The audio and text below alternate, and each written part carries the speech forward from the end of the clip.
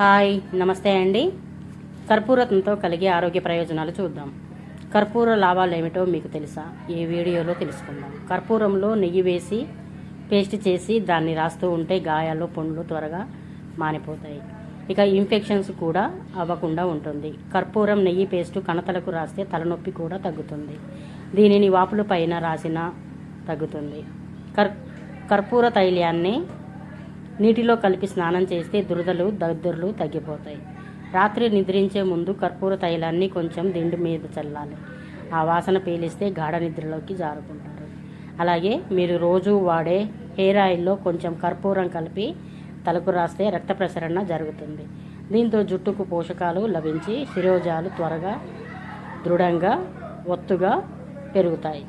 కర్పూర తైలాన్ని కొద్దిగా తీసుకుని నీటిలో కలిపితే ఆ నీటితో తలకు బాగా మర్దన చేయాలి.